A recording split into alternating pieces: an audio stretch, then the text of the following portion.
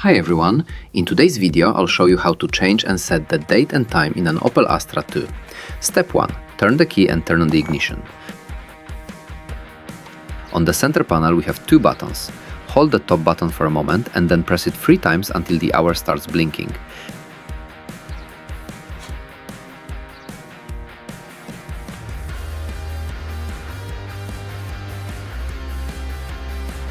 Using the bottom button, click to set the correct hour and then press the top button.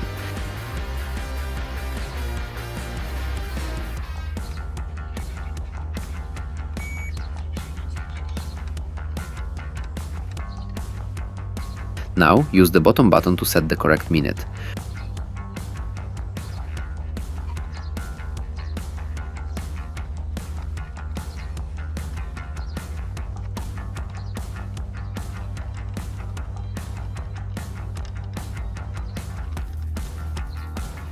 Once it's set, turn the ignition off and back on, and you're done.